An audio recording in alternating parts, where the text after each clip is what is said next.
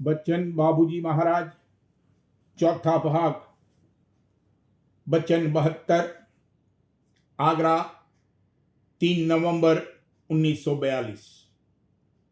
मौज और मानन, सूरत मेरी हुई निमानी, शब्द की लखी निशानी। यह आलम असबाब है, यानी कॉज एंड इफेक्ट, सबब और नतीजे का देश है। इस देश में बिना सबब के नतीजा नहीं निकलता है। किसी सबब से कोई नतीजा पैदा होता है, इसी के साथ मान यानी मानन है।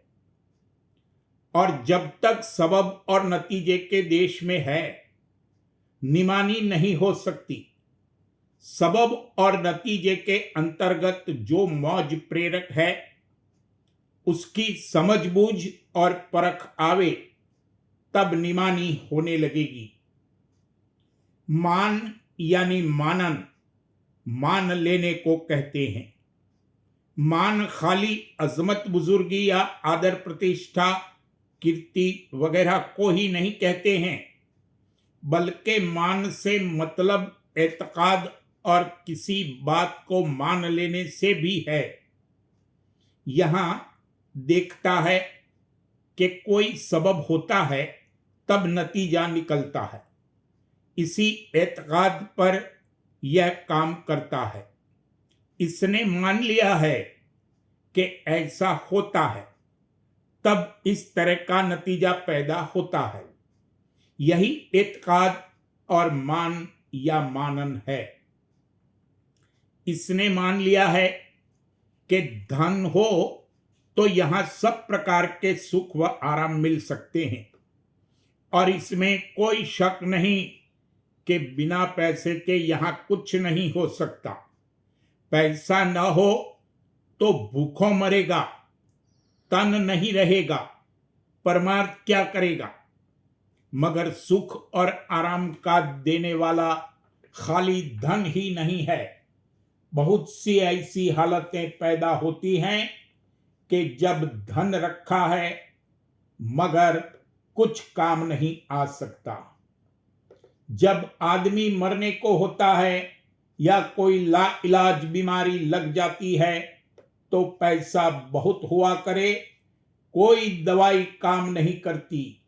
जो काम अपनी उंगली हिलाने मात्र से हो सकता था, वह 10 आदमियों की मदद से भी नहीं होता, बल्कि और तकलीफ होती है। किसी ने धन का आसरा लिया है, किसी ने यार दोस्तों का, किसी को किसी बात पर भरोसा है, किसी को किसी चीज पर। यह सब मान और मानन है। यही आस है। जब तक यह मौजूद है, मालिक की मदद नहीं आ सकती।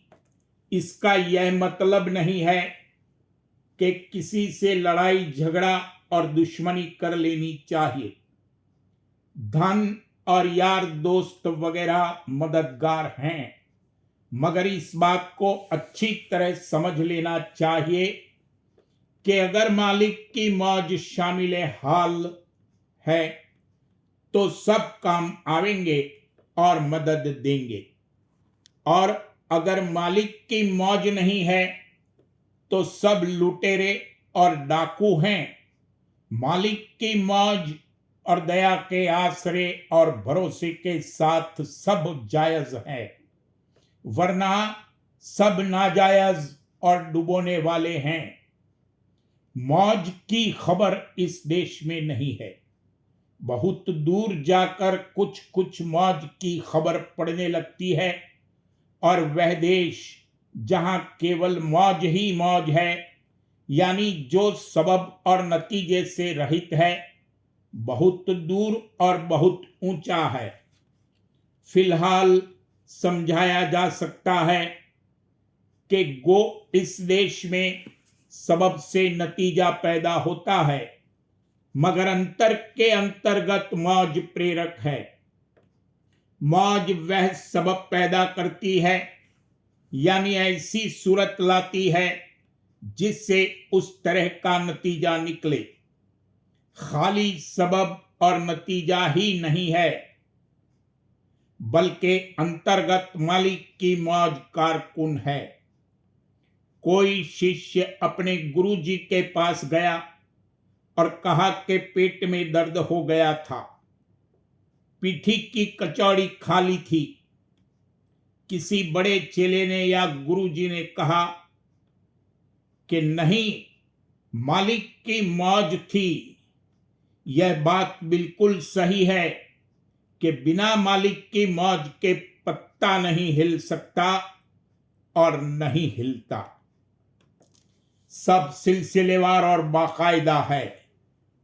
जहां केवल मौज ही मौज है, वहां मौज प्रकट है, और यहां जहां के सबब से नतीजा निकलता है, मौज अंतर्गत हो गई है।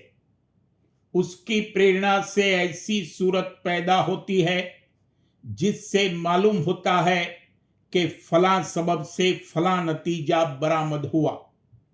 इस देश में निरानिरी मौज की कार्रवाई या उसका ज़हूर नहीं हो सकता। यहां सबब और नतीजे के रूप में ही मालिक की मौज अपना ज़हूर करेगी।